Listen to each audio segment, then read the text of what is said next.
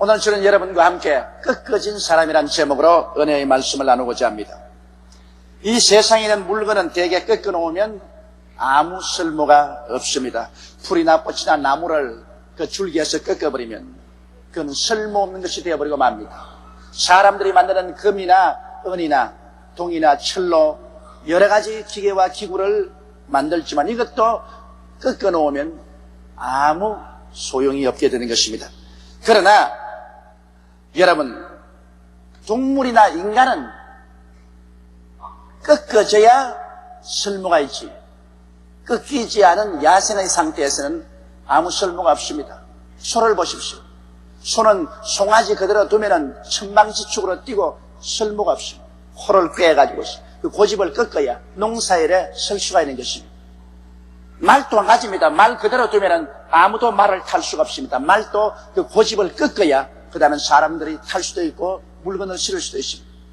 이처럼 여러분, 사람도 꺾임을 받아야 되는 것입니다. 사람도 이 세상에 태어난 이후로 끊임없이 그 생활을 통해서 교육을 받고 꺾임을 받고 그래서 온전한 사람이 되어서 함께 대화하고 사회생활을 할 수 있는 인간이 되는 것입니다. 하나님께서는 꺾이지 않은 인간은 결코 사용치 않으십니다. 하나님이 사용하고자 하는 사람은 그 누구를 불구하고 하나님께서는 맹렬하게 달라들어서 꺾습니다. 하나님이 사람을 꺾을 때 사람이 아무리 그것을 피하려고 해도 피할 수 없습니다. 꺾인 사람만이 하나님이 사용할 수가 있습니다. 왜냐하면 에덴 동산에서 하나님을 반역하고 독립을 선포하고 떠나가버린 인간은 꺾이지 않고는 절대로 그 인본주의, 자기 중심주의를 저버리고 자기 주체적인 사상을 저버리고 하나님께로 나오지 않기 때문인 것입니다. 그러므로 오늘 이 시간에 하나님께서는 어떻게 사람을 꺾어서 사용하시는지 우리 잠시 알아보자는 것입니다. 첫째로 크게 인생에 꺾이고 좌절한 아브라함을 우리가 보시기 바랍니다. 아브라함은 믿음의 조상이기 때문에 우리의 신앙에는 언제나 하나의 모범이 되고 좌표가 되는 것입니다. 그는 75세에 놀라운 하나님의 부르심을 받았습니다. 창세기 12장 1절로 3절에 여호와께서 아브라함에게 이르시되 너는 너희 본토 친척 아비 집을 떠나 내가 네게 지시할 땅으로 가라. 내가 너로 큰 민족을 이루고 네게 복을 주어 내 이름을 창대케 하리니 너는 복의 근원이 될지라. 너를 축복하는 자에게는 내가 복을 내리고 너를 저주한 자에게는 내가 저주하리니 땅의 모든 민족이 너를 인하여 복을 얻을 것이라 하신지라. 이 얼마나 놀라운 하나님의 복입니까? 하나님께서는 어마어마하고 찬란한 꿈을 아브라함에게 주었습니다. 그런데 아브라함은 그 하나님의 명령에 대한 순종이 지극히 인본주의적이었습니다. 자기 중심적으로 하나님의 뜻을 순종한 것입니다. 창세기 12장 5절에 보면 아브라함이 그 아내 사레와 조카 롯과 하란에서 모은 모든 소유와 얻은 사람들을 이끌고 가나안 땅으로 가려 떠나서 마침내 가나안 땅에 들어갔더라. 여기 보면 너희 본토를 떠나라고 했는데 여기에는 하란에서 모은 모든 소유를 모두 다 수레에다가 싣고 가시니 본토를 싣고 간 것입니다. 아비 집을 떠나라고 했는데 사람들을 다 이끌고 가시니 아비 집 식구를 하나도 없이 다 이끌고 가시십니다. 친척을 떠나라고 했는데 조카를 옆에 달고 가시십니다. 그러므로 아브라함은 하나님께 순종을 하시되 자기 생각대로 순종했지 하나님 생각대로 순종한 것은 아니었습니다. 그러므로 하나님께서는 아브라함을 꺾어야 서실 수가 있지, 꺾지 않고는 아브라함은 오히려 하나님을 이용하려고 했지 하나님에게 이용을 당하는, 하나님께 사용을 당하는 그런 인물이 되지를 못했습니다. 그러나 하나님은 벌써 아브라함에게 좌절을 준비해 놓으셨습니다. 창세기 12장 10절에 보면 그는 가나안 땅에 들어가서 깊이 좌절했습니다. 그 땅에 기근이 있으므로 아브라함이 애굽에 우거하리하여 그리로 내려가시니 이는 그 땅에 기근이 심하였더라. 가나안 땅에 가면 젖과 꿀이 흐를 줄 알았는데 그 많은 식구를 데리고 가나안 땅에 들어가 보니 집도 없고 마실 물도 없고 천지에 기근이 다가와서 새빨갛게 다 탔으니 도저히 살아갈 수가 없습니다. 거기에서 아브라함은 크게 좌절했습니다. 내가 하나님의 명령을 쫓아왔는데 왜 이 땅에 오니까 이렇게 기근이 들어서 먹고 살 길이 없는가? 이제 우리는 살기 위해서 애굽으로 날아가야 돼. 끌고 온 짐승은 다 죽고 종들은 다 뿔뿔이 헤어지고 일가 친척은 다 도로 보따리 싸고 떠나가고 남은 것은 자기와 자기의 처와 롯밖에 남지 않았었습니다. 크게 좌절했습니다. 그러나 애굽에 내려가서 아브라함은 꺾여버렸습니다. 완전히 아브라함은 꺾인 인생이 되고 말한 것입니다. 왜냐하면 애굽에 내려갈 동안에 애굽 사람이 겁이 나니까 자기 아내를 자기 보고 오빠라고 부르라고 했었습니다. 그리고 자기 아내를 보고 스스로 동생이라고 칭하라고 했는데 아닌 게 아니라 애굽에 내려가니 아브라함의 아내의 이모를 보고 그 소문이 난지라 바로 왕이 데리고 오라 하며 바로 왕의 궁전에 들어갔는데 아브라함이 있는데 여동생이라 하므로 바로가 기쁘게 그 사라를 자기 아내로 만들고 말한 것입니다. 그래서 자기 아내를 바로에게 시집을 보내고 난 다음 아내를 시집 보낸 대가로서 밥을 먹고 살게 되었으니 그 좌절함이 어떻게 했습니까? 성경에 보니 이에 바로가 그를 인하여 아브라함을 후대함으로 아브라함이 양과 소와 노비와 암수 나귀와 약대를 얻었더라. 세상에 아내를 바로에게 팔아먹고 그 대가로서 그는 소와 노비와 암수 나귀와 약대를 얻어서 살고 있으니 그 마음의 고통과 괴로움이 보통이었겠습니까? 아브라함은 전적으로 좌절했습니다. 자기가 미웠습니다. 절망했었습니다. 이래서 완전히 깨어지자 하나님은 또다시 아브라함을 부르셔서 그의 아내를 도로 찾게 해주시고 가나안 땅으로 올라가게 만들어주신 것입니다. 배일어나고 하나님께서 사용하는 사람은 끊지 않고는 사용하지 않습니다. 여러분 이삭을 보십시오. 이삭은 아브라함이 100세에 난 아들이지만은 그를 모리아산에 데리고 올라가셔 순식간에 아버지가 그를 붙잡아 묶었어요. 아버지 왜 이러십니까? 하나님이 너를 잡아 제물로 데려간다. 그때 이삭의 좌절함이란 말로 다 할 수 없습니다. 지금까지 살아온 인생이 일시에 이제는 죽임을 당하는구나. 그는 크게 꺾였었습니다. 그리고 이삭은 아버지 하나님이 원하시면 나를 제물로 바로소서 꺾인 사람이 되고 난 다음 하나님은 이삭에게 복을 주었습니다. 야곱의 야복강 나루토의 좌절을 보십시오. 야복강 나루토에서 그는 완전히 인생이 좌절되고 꺾일 대로 꺾여버리고 말한 것입니다. 그때로부터 하나님 복을 주셨습니다. 요셉은 13년 동안 수많은 좌절의 길을 걸었습니다. 7살의 형들에게 팔려서 종으로 가고 또 오해를 받아서 감옥에 들어가고 기나긴 13년 동안 종살이와 감옥살이였어. 그는 좌절되고 그는 꺾일 대로 꺾여버리고 말았습니다. 그래서 그의 나이 30이 되었을 때 하나님은 그를 부르셔서 애굽의 국무총리로 만들어서 쓸 수가 있는 것입니다. 모세를 보십시오. 위대한 이스라엘의 지도자 모세는 40에 조국을 건지려고 했지만은 그러나 하나님께서는 그를 붙들어서 좌절했습니다. 그 쿠데타에 실패를 하게 하고 광야에 나가서 40년의 기나긴 세월 동안에 그는 모든 사람에게 버림받고 아무도 그를 인정하고 환영하지도 않고 목동이 되어서 80이 될 때까지 그는 눈물로 세월을 지냈었습니다. 좌절하고 꺾이고 꺾여서 나중에는 전혀 자기를 신뢰하지 않은 사람이 되고 말한 것입니다.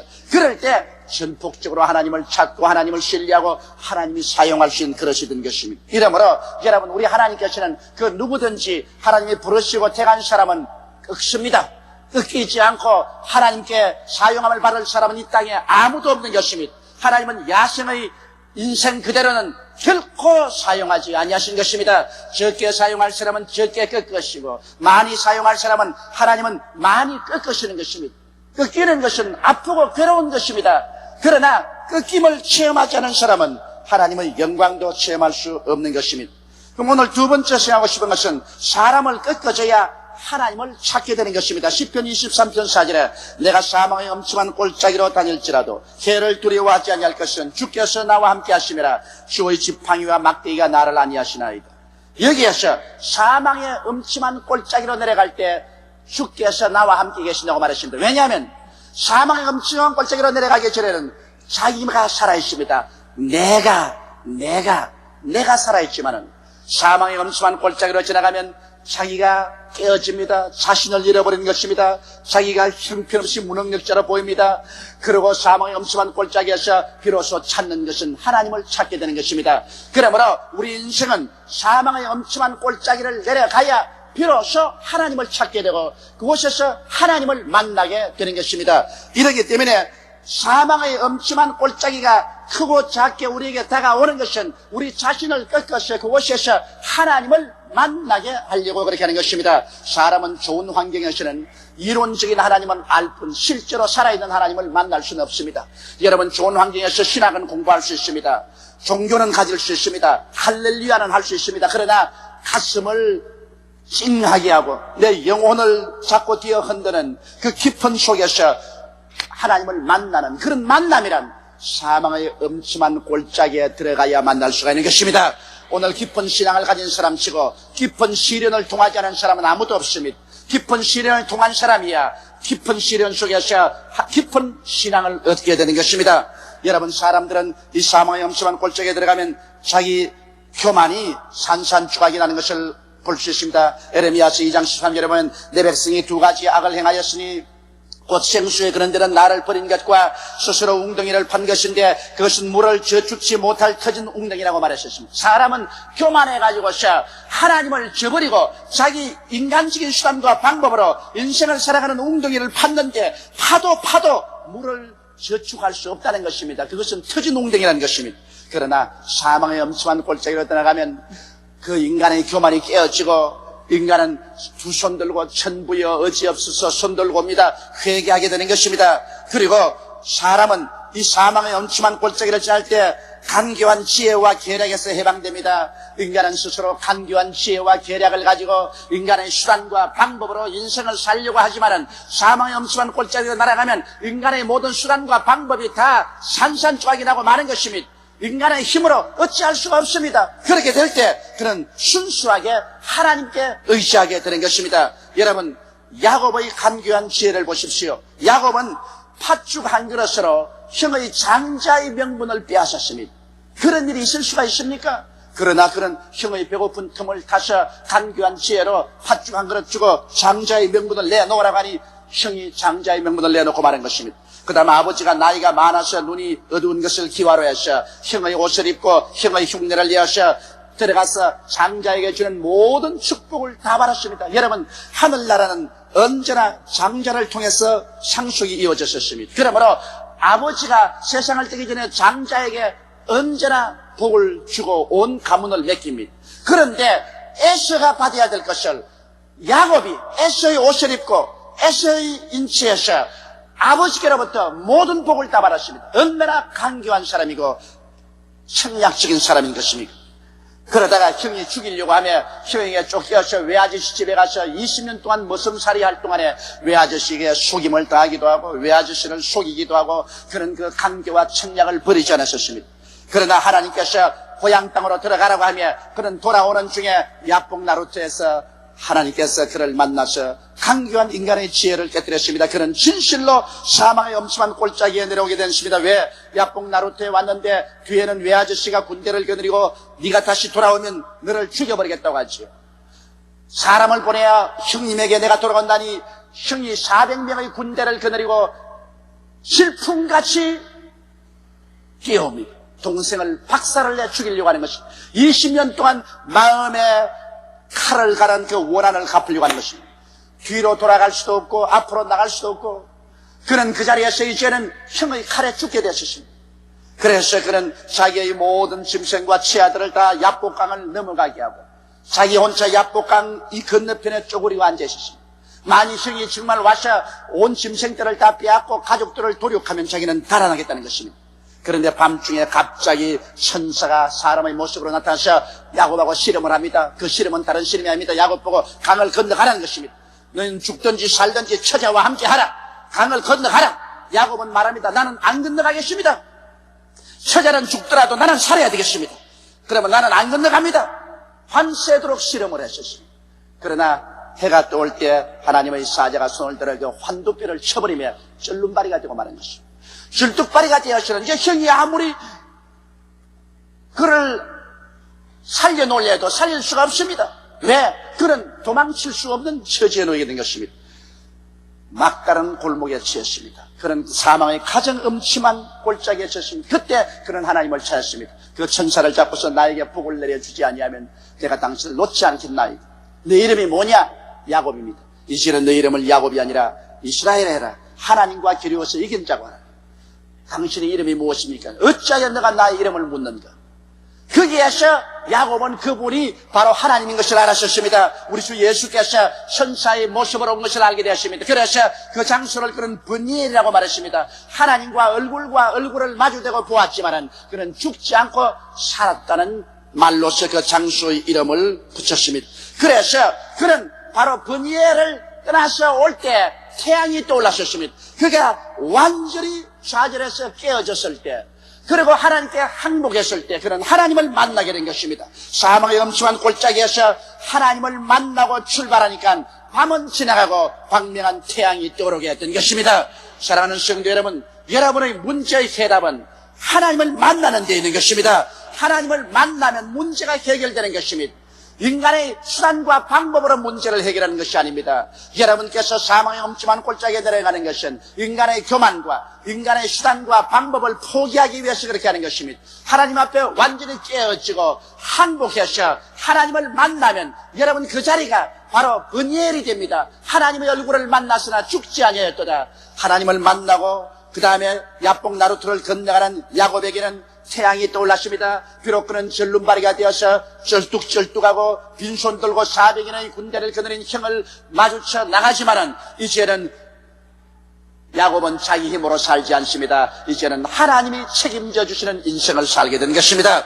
내가 사망의 엄침한 골짜기로 다닐지라도 해를 두려워하지 아니할 것은 주께서 나와 함께 하심이라. 할렐루야. 하나님을 만나고 하나님과 함께 이제 인생을 살아가는 사람에게는 두려울 것이 없습니다. 왜냐하면 하늘과 땅의 모든 권세를 하나님이 다 가지고 그 사람의 상급이 되어주시고 방패가 되어주시므로 아무도 이 사람을 멸할 수가 없습니다. 여러분, 형이 동생을 죽이려고 질풍같이 뛰어왔지만은 형은 야곱이 쩔뚝거리고 오는데 그만 그 마음에 녹아지고 말한 것입니다. 왜냐하면 하나님이 같이 계셔서 그 형의 마음을 녹여버린 것입니다. 그는 20년 동안 간 칼을 뽑아 던져버리고 뛰어와서 동생과 목을 얼싸안고 통곡을 하고 울고 화해하고 죽이려 온 군대를 동생을 호위하는 군대로 변화시키고 말았던 것입니다. 하나님이 우리와 같이 계시면 아무도 우리를 대적할 수 없는 것입니다. 하나님을 사랑하는 자, 곧 그 뜻대로 부르심을 입은 자들에게는 모든 것이 합력하여 선을 이루는 것이 바로 여기에 있는 것입니다. 깨어져서 하나님을 만나면 모든 것이 합력하여 선이 되어버리고 마는 것입니다. 이러므로 여러분께서 사망의 엄침한 골짜기를 지나갈 때 원망과 불평과 탄식하지 마십시오. 깨어지고 회개하십시오. 그러면 그 자리에서 여러분은 전에 도저히 만나보지 못한 하나님을 만나보게 되는 것입니다. 셋째로 하나님을 만나고 나면 그때부터는 주님의 지팡이와 막대기를 의지해서 살게 되는 것입니다. 진실한 믿음이 생겨나는 것입니다. 옛날과 완전히 다른 사람이 되는 것입니다. 왜냐하면 주님을 만나고 난 다음에는 이제 주님의 참된 지혜가 우리의 마음에 임하는 것입니다. 여러분, 주님의 인도하시는 지팡이는 바로 주님이 우리에게 주시는 지혜인 것입니다. 지팡이를 짚고 우리가 길을 인도하는 것이 지혜가 우리를 인도하는 것입니다. 잠언서 3장 5절로 8절에 보면 너는 마음을 다하여 여호와를 의뢰하고 내 명철을 의지하지 말라.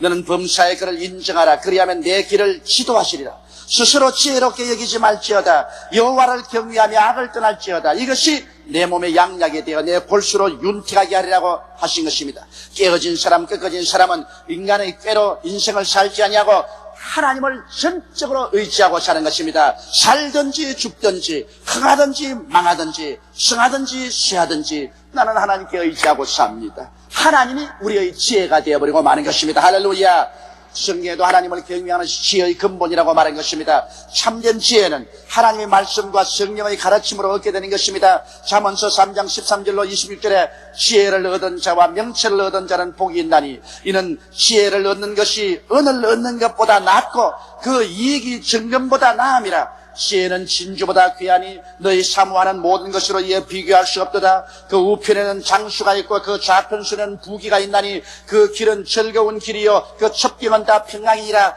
지혜는 그 얻는 자에게 생명나무라. 지혜를 가진 자는 복되도다. 여호와께서 지혜로 땅을 세우셨으며 명철로 하늘을 굳게 펴셨고 그 지식으로 해양이 갈라지게 하셨으며 공중에 시설이 내리게 하셨느니라. 내 아들아, 완전한 지혜와 근신을 지키고 이것들로 내 눈앞에서 떠나지 않게 하라. 그리하면 그것이 내 영혼의 생명이 되며 내 목의 장식이 되리니 내가 내 길을 안전히 행하겠고 내 발이 거치지 아니하겠으며 내가 누울 때 두려워하지 아니하겠고 내가 누운즉 내 잠이 달리로다. 너는 창졸간의 두려움이나 악인의 멸망이 임할 때나 두려워하지 말라. 대저 여호와는 너희 의지할 자이시라. 내 발을 지켜 걸리지 않게 하시리라. 보십시오. 하나님께서 우리에게 지혜를 주시면 하나님께서 이 모든 복을 우리에게 주시는 것입니다. 그 지혜 속에 장수도 있고 부귀도 있습니다. 평안도 있습니다. 영광도 있는 것입니다. 이러므로 우리가 완전히 하나님 앞에 깨어져서 하나님을 만나면 하나님이 여러분 인생의 지혜가 되어주시는 것입니다. 기도하고 믿고 성령 충만과 말씀 충만 속에 하나님의 지혜로 사는 여러분 되시기를 주의 이름으로 축복합니다. 그러면 그 다음엔 하나님께서 이제는 막대기로서 우리를 보여주시는 것입니다. 목자가 막대기를 가지고 있는 것은 막대기는 짐승들이 오면 치고 그리고 가시밭이 있으면 가시밭을 쳐서 길을 열어서 양으로 평안히 가게 하는 것입니다. 하나님은 오늘날도 지혜의 지팡이만 우리에게 주시는 것이 아니라 우리를 지키시는 기적의 막대기를 사용하시는 것입니다. 여러분, 하나님의 기적은 삶의 문제의 해답이 되어주시는 것입니다. 우리 인생을 살면서 수많은 문제에 부딪힙니다. 그 문제는 인간의 힘으로 해결할 수 없을 때가 많습니다. 그러나 우리가 이제 깨어진 인생이 하나님을 전폭적으로 의지하고 살면은 하나님께서 기도하고 믿을 때 우리 인간으로 상상할 수 없는 수많은 기적이 일어나게 만들어주는 것입니다. 기적은 바로 여러분의 문제의 해답이 되는 것입니다. 믿지 않는 사람은 절망할 수 있지만은 믿는 자는 절망할 수 없는 것은 하나님께서 우리에게 기적을 주시기 때문인 것입니다. 기적이 있으면 문제의 해답이 다가오는 것입니다. 눈에 아무것도 안 보이고 귀에 아무 소리 안 들리고 손에 잡히는 것 없어도 하나님은 우리를 위해서 모든 것을 예비해 놓으신 것입니다. 하나님이 자기를 사랑한 자를 위해서 예비해 놓은 모든 것은 눈으로 보지 못하고 귀로도 듣지 못하고 마음으로도 생각지 못했다는 같으니까 말한 것입니다. 우리가 깨어져서 하나님을 만나면 하나님은 우리 일생을 위해서 예비하십니다. 그리고 하나님 우리를 위해서 기적을 베푸시는 것입니다. 하나님의 기적을 의지하십시오. 그러면 하나님께서 여러분에게 해답을 주시는 것입니다. 성경 고린도후서 4장 10절로 10절에 보면 우리가 이 보배를 질거려서 가졌으니 이는 능력의 심히 큰 것이 하나님께 있고 우리에게 있지 아니함을 알게 하려니라. 우리가 사방으로 우겨쌈을 당하여도 쌓이지 아니하며 답답한 일을 당하여도 낙심하지 아니하며 핍박을 받아도 버림받지 아니하며 거꾸러뜨림을 당하여도 망하지 아니한다고 말하고 있는 것입니다. 왜냐하면 하나님의 기적이 우리 가운데 있기 때문인 것입니다. 우리가 항상 예수 죽인 것을 몸에 짊어지면 예수의 생명도 우리 몸에 나타나게 하려 하심이라. 이러므로 꺾어진 사람은 인간의 능력에 의지하지 않습니다. 그는 오직 하나님의 능력에 의지해서 삽니다. 지극히 크신 하나님의 능력이 우리 질그릇 속에 담겨 있으므로 이 능력이 우리와 같이 하기 때문에 사람들 사이에는 이 사람 둘러싸이면 죽을 것 같으나 쌓이지 아니하며 이 사람 거꾸러뜨리면 멸망하였으나 멸망하지 아니하고 핍박을 당하면 버림받을 것 같으나 버림받았지 않은 것입니다. 왜? 하나님의 능력이 언제나 인생의 해답을 가져오기 때문에 그 사람은 모든 일에 승리하고 마는 것입니다. 여러분, 하나님은 사람을 사랑하시지만은 이 세상에는 두 가지 종류의 사람이 있습니다. 예수를 믿는 사람과 믿지 않은 사람이 있는 것입니다. 야생의 동물들을 보십시오. 야생의 동물들은 자기 마음대로 삽니다. 자기 가고 싶은 대로 가고 자기 먹고 싶은 대로 먹고 자기 뛰놀고 싶은 대로 놀지만은 그러나 야생의 동물은 언제나 지켜주는 사람이었기 때문에 험한 산 바위 틈사이에 삽니다. 그러나 양이나 염소나 소나 가축들을 보십시오.